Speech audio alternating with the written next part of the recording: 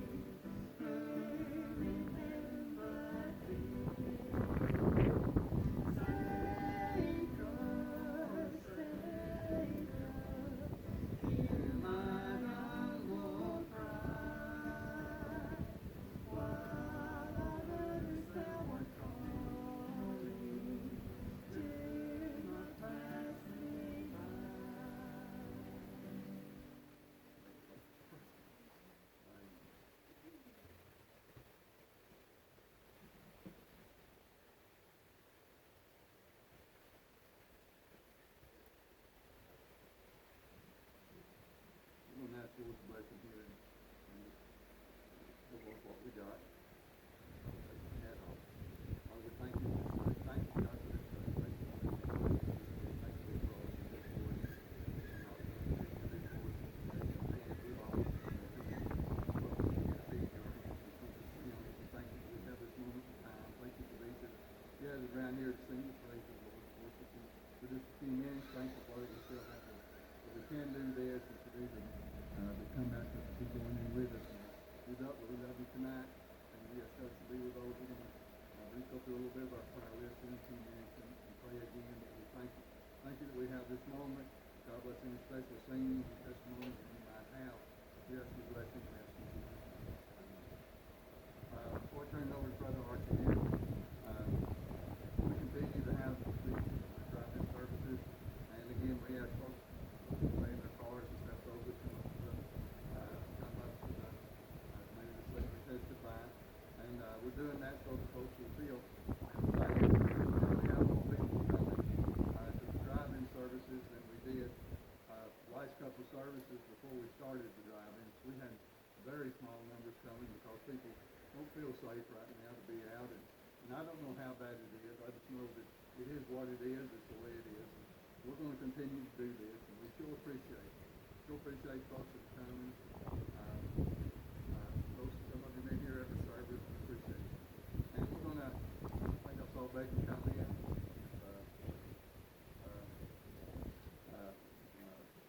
Ronnie might have a congregational song. I'm going to leave this in a minute. Again, we do appreciate you coming. And it'll be a little cool tonight. That wind's been rough all day. But it's good to be here. By the way, I've seen some of you at ball games, and it was worse than this. Amen. Becky's here. Becky! I tell you what, why don't you come join us, come and lead us in a song or two, whatever you got on your heart. We'll turn it over to Brother Arthur. I might try one. I don't know what to do.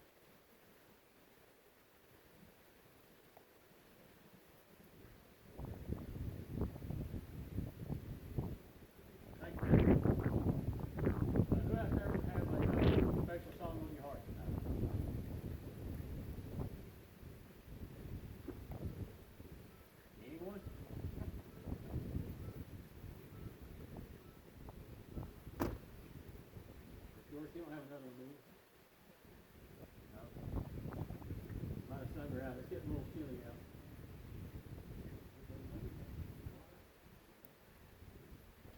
All right. Appreciate you singing tonight. Not wind is cold. It is. Appreciate you coming. I will say again, if you do have a hankering to sing and you don't want to come up these steps, you can come in the side door around here and you don't have to through any steps. Just pass that along. Let me give you just a little bit of our prayer list, just a little bit of it. Boyd Hurst is in the hospital in Lake County. He's been very sick. He told me for the last couple of days, and took him to the doctor today, and they put him in the hospital on heavy antibiotics, and they're doing tests, not sure what's wrong, but he's been really, really sick, barely able to go. Brownie Bowles is in Nashville, Vanderbilt again tonight for his final chemo treatment. And the last one he took, when he got back, he spent the next 2 or 3 days in hospital. These are hard on him and pray for him. Rawton McKenzie, I think I tried to get to everybody. His test showed, and this is all they know, the doctor only said it looks like the treatments are working. But that's good news. That's wonderful news. And of course, nobody can go in with him, and they don't really know everything. But he's still not in good shape. He's in awful bad shape. And thank the Lord for the church members we have that while not having school and they're out of work, they're taking turns trying to stay with them so that they stay out of a home. Stay out of a home, and Debbie's one of them. And some of our members are there right now, or have been all day. But continue to pray for Rob, pray for those that are caring for him. And Megan, did I say Megan? And she's healing up. And I pray for her. Jim Hampton is healing up from having 3 stents last, was it Friday? Yeah. Yeah, okay. And he went to church Sunday. He was here Sunday. And but he's doing good. We thank the Lord for that. And again, pray for these meetings. And we got many others on the prayer list. That's not the tip of the iceberg, but these are just a few that I want the latest that I want to bring to before you. Before I go any farther, let's have Archie, if you would, come up here, just ask the Lord's blessing, lead us in prayer.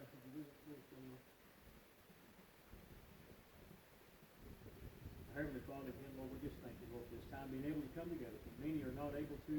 Lord, we just do still thank you that we're able to, Lord. And again, Lord, we thank you, Lord, for Sunday, for, again, parting the clouds as you give it. We'll never be able to have, was able to have service. Lord, we thank you so much for that. But Lord, we do pray, Lord, continually, Lord, for, again, each and every one of these prayer requests. We pray, Lord, for each and every one of our members. Lord, look after God, bless and protect us, Lord. And Lord, help us during this time, Lord, to always give you all the attention that we should, Lord. Help us to always to look to you for all things, Lord. And we just do pray, Lord, during this time, Lord, to help us to begin to be the witnesses, Lord, that we need to be, Lord. And I do pray, Lord, continue to bless these services that we're here, these driving services that we're having, Lord. And Lord, I do pray, Lord, to bless Brother Lord. Lord, as he brings the word here in just a few moments, Lord, just bless him, Lord, the preaching, Lord, that may be a blessing in that to us, Lord. And again, Lord, we just thank you, we praise you and love you, Lord. We pray again, Lord, for the healing of our nation and for our land, Lord. In Jesus' name we do pray. Amen. Thank you, Brother Archie. Also, Billy Arnold passed away in his service, and of course it was just a family, very small private service because of the coronavirus. Pray for that family. It's really hard. Really hard for the family. Remember them also. When you pray, get your Bible and turn to Matthew chapter 24. Matthew chapter 24. For just a few minutes, and I try to go with what the Lord gives me, because right now people are thinking about this COVID-19, and I've been thinking about, of course, the coming of the Lord, and how all these things to me are just another sign of the Lord soon coming. And I don't see how people can look around and not see that the Lord is soon coming. And I want to read just a few verses, and I preached a message something like this about 10 years ago, I think. 100 years ago, it was 1920, and I was just getting through the World War I, the Spanish flu, and several other things, and I want to bring some of that to mind today. Also, in Matthew chapter 24, verses 3 through 8, it says these words. It says, "And he sat upon the Mount of Olives. The disciples came unto him privately, saying, Tell us, when shall these things be? And what shall be the sign of thy coming, and of the end of the world? And Jesus answered and said unto them, Take heed that no man deceive you, for many shall come in my name, saying, I am Christ, and shall deceive many. And ye shall hear of wars and rumors of wars. See that ye be not troubled, for all these things must come to pass, but the end is not yet. For nation shall rise against nation, and kingdom against kingdom, and there shall be famines and pestilences and earthquakes in divers places. All these are the beginning of sorrow. All these are the beginning of sorrow. Back in verse 3, they said, Tell us. He said, what shall be the sign of thy coming and of the end of the world? What are the signs? We know what a sign is. I remember when Brenda was in I was in Atlanta, and I tried to go once a week. I might have missed a week or two, but it worked out so I could go, and I would watch the signs to Atlanta. And the closer you got to Atlanta, the more signs there were. And one of the first ones you would see was Atlanta 100 and so miles.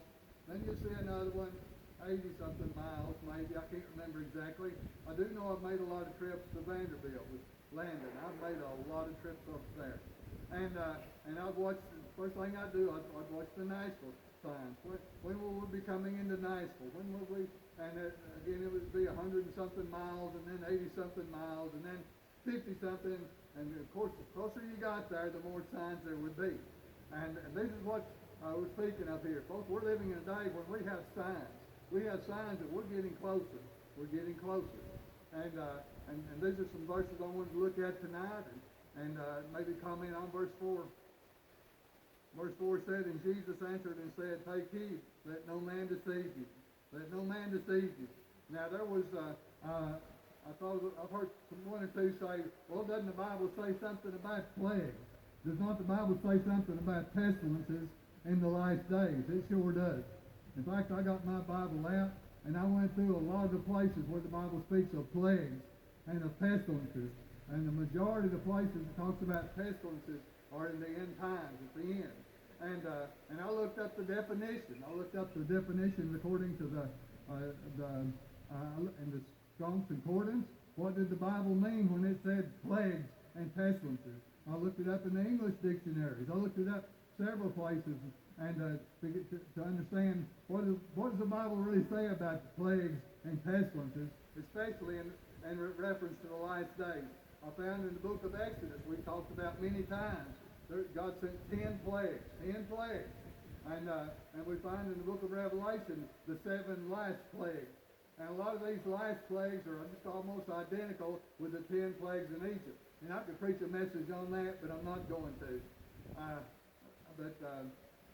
We find here in verse 7, it says, For nation shall rise up against nation, kingdom against kingdom, and there shall be famines and pestilences. And I looked up the definition of plagues, and it said, in the Bible definition, a plague is anything that afflicts trouble. It don't have to be a physical sickness, for the Bible's referred to it as a plague. But now, pestilence is different. A pestilence is by definition a physical sickness, a contagious physical sickness. A contagious physical sickness that brings horror and terror and even death, and that's the definition of a pestilence. A fatal, epidemic, contagious disease or sickness is said by definition. But also in the Bible it would say, and one of the definitions on over there, it would say to learn from. That every pestilence in the Bible, every time the Lord uses the word pestilence, it carries the meaning of a physical contagious sickness, but it also says that we may learn from, to learn from. And that's significant. That's not in the English definition, but it's in the biblical definition. And I believe what this COVID-19, I believe according to the Bible, by definition, it is a pestilence. It most certainly is a pestilence. And I believe in the same way the Bible speaks of, it's one that we can learn from. We should look, we should see, and I believe it's another one of those, just like all the earthquakes we've been having, and you got to really be slow not to notice it. The weather's not what it used to be. Weather's not, we've been having some strange weather occurrences, And all these things, these are signs. These are signs. These are things that we can learn from. And these are things that are multiplying as we get to the end. Wasn't that what Jesus just said? These things will multiply when we get that the end is not yet. And they're multiplying today. I could take you to a house of one of our church members, and there's cracks all in it from that last earthquake that we had. And I'm not going to spend time on that. I'm going to try to stick to my guns here. And about this, I've all said there will be pestilences. And I believe this is one of the pestilences. And if nothing else, we can look at this and see how pestilences can come. The pestilences that are prophesied in the last days. We see how that can happen. You know, when I was a boy, I remember reading the book of Revelation and thinking, well, this can't happen. You know, all the wars and all that's going to take place, and water's turning to blood and all that. And the plagues and pestilences. The folks I've seen since then, it can happen. And it is happening now. And I believe the Lord lets us just see what can happen. And we've been in Ray County, we've been very fortunate. There's a place in New York where they're just digging mass graves. I saw that don't even know who they're burying. And in other places in the world. But be that as it may, whether this thing's as bad as it looks or not, we do know that the Bible says God will send pestilences, and I believe this to be one of them. If nothing else, it sure got our attention. It has sure got our attention. And turn back with me to Daniel chapter 12. What I want to look at is just a couple of the signs. And pestilence is being foremost in this, but Daniel chapter 12, it talks about some of the signs we can look for. How are we going to know? The disciples wanted to know, how are we going to know? How are we going to know? What signs will there be? Well, one of the greatest, most noticeable, and I don't know how any of us that lived in my lifetime could miss this, but Daniel 12:1 said, and at that time shall Michael stand up, the great prince which standeth for the children of thy people. And there shall be a time of trouble such as never was, since there was a nation even to the same time. And at that time thy people shall be delivered. Everyone that shall be found written in the book. We're talking about the 7-year tribulation, talking about the last days. And let's skip on down to verse 4, where we see the signs. The Bible said in verse 4, but thou, O Daniel, shut up the words and seal the book, even till the time of the end. Many shall run to and fro, and knowledge shall be increased. Many shall run to and fro, and knowledge shall be increased. Let's talk about the last 100 years. So from 1920 to 2020. And, you know, one thing I like about driving to your age now, it reminds me of when I was a boy. I bought my first car when I was 14. And you can drive, you might drive from Dayton to Spring City and never meet a car. Hope it ain't been that way lately. Right now, the last few years, it's hard to get out of the people are running to and fro. In fact, I don't even enjoy driving like I used to. Because these little cars, they dart around like lightning. They dart around. But that reminds me of a verse in Nahum chapter 2, that the Bible said in these last days that the chariots would run like the lightning. And to me, because I'm getting slow, I promise I'm getting slow, I can look in the left lane behind me and there won't be nothing coming. By the time I change lanes, I'm nearly got run over for somebody. People are running to and fro, and people have got themselves in a hurry, let me tell you. And then it said, knowledge shall be increased. Has knowledge not increased? In my lifetime, has knowledge not increased? I don't know where my cell phone is. But I've got access to all the knowledge, seems like all the knowledge there is right there on Google. Whatever you want to know, that's there. All you got to do is type it in. It amazes me. Now, I'm still computer illiterate. One of the reasons we've had trouble with the phone tree is because I'm computer illiterate. I'll just tell you. And I couldn't figure out what to do with it. And they wouldn't answer the phone. I finally got them on the phone. He said, sir, I'll guide you right through it. He said, on your computer, look for it. And I said, I don't have a computer. All I've got is this phone, and I'm talking to you on it. And anyway, he did talk me through it. Thank the Lord, we finally got it going again. But if you can't see, there's not been an increase in knowledge in the last 100 years. You're slipping worse than I am. Folks, this is the time. The knowledge is increasing. Turn back with me now to Matthew chapter 24. But I did want to bring that out. We're living in that day when people are running to and fro. We're living in that day when knowledge has been greatly increased. We're living in that day.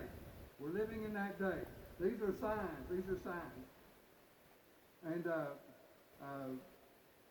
I wanted to bring up, when I was a boy, the World War I soldiers were in their 40s. They were still young. There were still people alive that had been born before the Civil War back in those days. There were a lot of the World War I soldiers. My dad was a World War II soldier, and he was just in his 30s when I was a boy. And I remember, I still got a little booklet at home that I had that was written a half a century ago, referring to what happened during World War I, from 1917 to 1921, and all the calamities that came from the world during that time, and the people during that time, the churches, Baptist churches, us premillennial churches, believed that it was the coming of the Lord. Believed it was the end of time. They saw all that was happening, and I'm just going to read off a couple of things about what happened in World War I. But they were sure because of the pestilences, because of the famines, because of the earthquakes, and because of all that was going on from 1917 to 21, that it had to be the last days. It had to be the coming of the Lord.